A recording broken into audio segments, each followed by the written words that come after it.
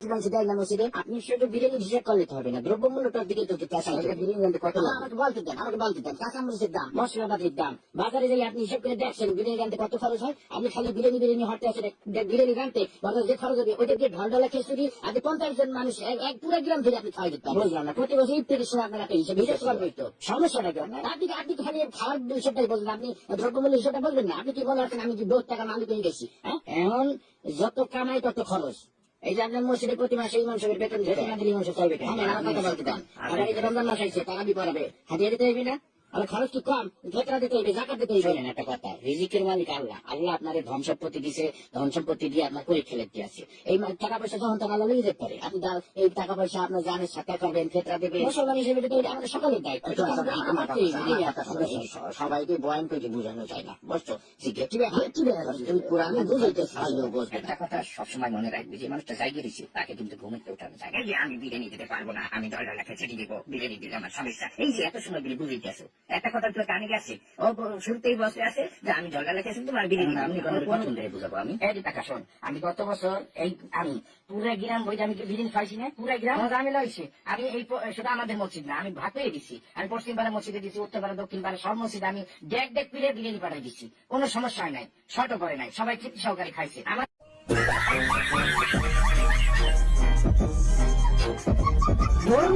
আমরা তো খাবো না।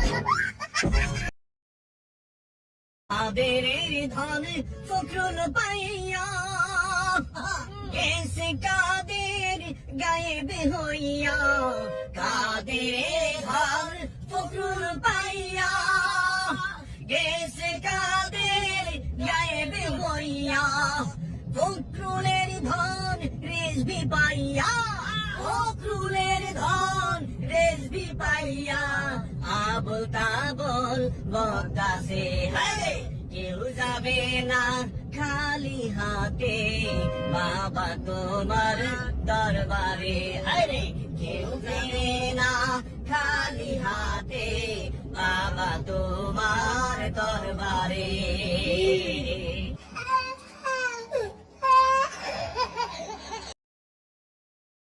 তাদের উপরে চাষ উপরে যে হামলা হয়েছে ওটা খেতে আমি যতটুকু জানছি ওনারা দুজন নাকি সিগারেট খেতেছিল।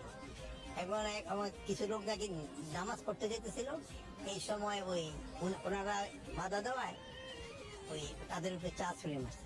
তা আপনারা জানেন ওপেন জায়গায় কিন্তু সিগারেট খাওয়া এই নারী পুরুষ সবার জন্যই নিষেধ, এটা কিন্তু একটা অফেন্স। এই জন্য আমি আপনাদের কাছে অনুরোধ করবো ওপেনে যেন কেউ সিগারেট না খায়। আর এখন তো এই যে রোজার সময় সবাই একটু সংযমী হতে হবে।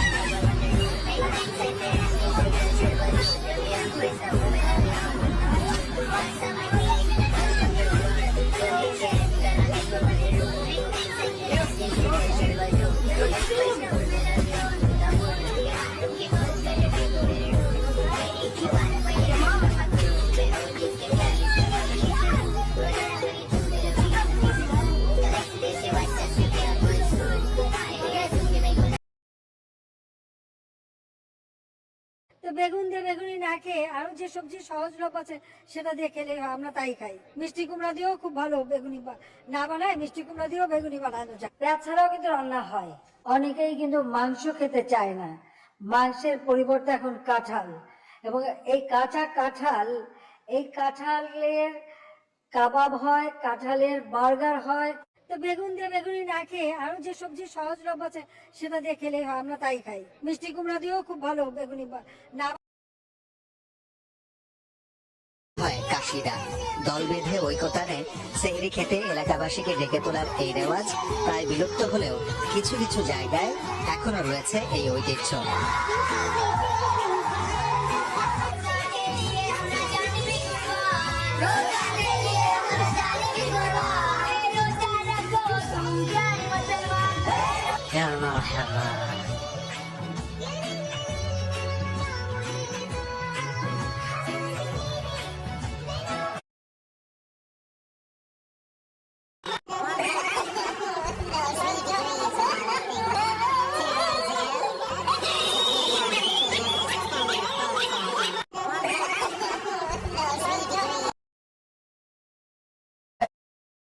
আরে আমার কথাই ধরো না, এই যে আমি অক্ষরমিত ছাত্র নেতা।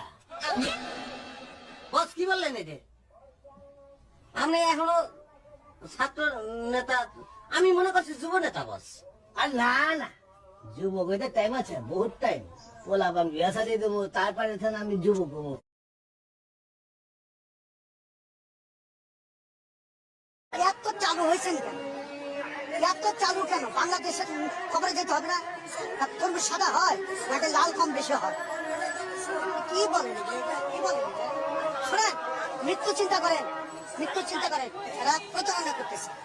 এই যে তাদের বাক্য, এই বাক্য টোটালি যারা একটু সেন্স আছে তাদেরকে বুঝতে হবে যে আমাদের সাথে প্রতারণা করতেছে। কিন্তু এখানে তো রিয়াল মানুষ বলতে কেউ নাই, রিয়াল বিজনেসও নাই, রিয়াল মানুষের চিন্তা ভাবনাও নাই, কিছু নেই।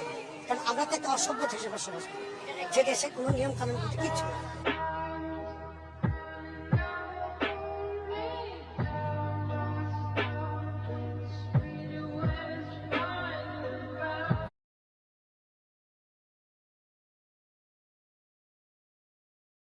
মেক শিওর করছেন ওনার ফ্যামিলির লোকদের পড়তে হলে, মানে বাংলাদেশের আওয়ামী লীগ যাদের শেখ হাসিনা আপা ফালাইয়া থুয়ে ভাগছেন, শুধু একলা ফালাইয়া থুয়ে যান নাই, কিন্তু উনি মেক শিওর করছেন ওনার ফ্যামিলির প্রত্যেকটা লোক যেন এই দেশ থেকে চলে যেতে পারে।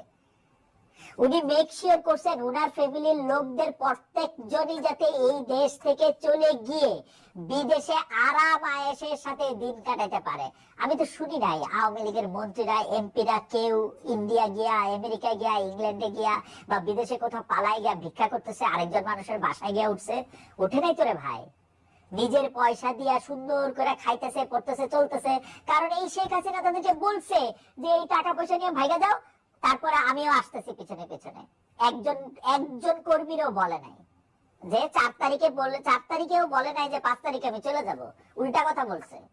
সেই শেখ হাসিনার কথা, সেই শেখ হাসিনার কথা মানে এই হরতাল মরতাল করবে? মানে সিরিয়াসলি এই আওয়ামী লীগের লোকজন, এই আওয়ামী লীগ করার আগে ভাই একটা চেক টেক করেন তো আপনারা ঠিক আছেন কিনা।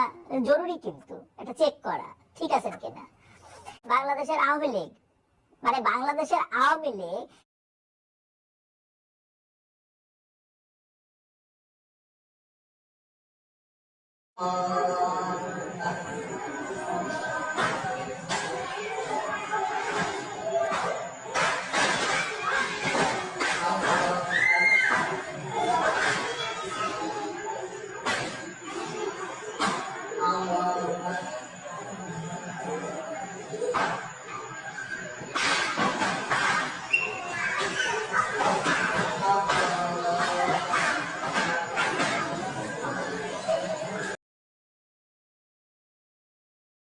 শুধু একমাত্র রোজা, একমাত্র রোজা, রোজা যদি কেউ রাখে মানুষকে দেখাবার জন্য সকাল থেকে শুরু করে সন্ধ্যা পর্যন্ত না খাইয়া কোনো পাগলও থাকবে না। বলেন আপনারা ঠিক কিনা? সে তো মানুষকে দেখাবার জন্য দাঁত দাঁত পরিষ্কার করে নিল আর দুপুরে ভাত খেয়ে নিল, বউতেও টের পাইল না। পারবে কিনা? পারবে। টয়লেটে গিয়ে খেয়ে নিল ভালো করে, কোন একটা আড়াল জায়গা নিয়ে খেয়ে গেল, বাচ্চাও দেখলো না, বউতেও দেখলো না, খেয়ে নিল। তাহলে সে তো রোজা রাখলো না। আল্লাহ পাক বলছেন আসসামুলি, রোজা হচ্ছে আমার জন্য। যে রোজা রাখে আমার জন্যই রাখে, মানুষকে দেখাবার জন্য সারাদিন না খেয়ে থাকার কোনো প্রশ্নই ওঠে না। সুবহানাল্লাহ। সুতরাং রোজা যে রাখলো সে আমার জন্যই রাখলো। ওয়ানা আজজি বিহি, রোজার পুরস্কার আমি আমার হাত দিয়ে দেব। সুবহানাল্লাহ, আমার হাত দিয়ে দেব। ম্যানেজার যদি বলে এই কাজগুলি করলে পরে বেতন, নির্ধারিত বেতন পাবা, আর এইটা যদি করো তাহলে বেতনটা আমি দেবো আমার হাত দিয়ে। তাহলে এমপ্লয় যারা তারা বুঝতেই পারবে যে মালিক যখন নিজেই দেবে তাহলে ম্যানেজারের মতো দেবে না, মালিক মালিকের মতোই বড় করে দেবে।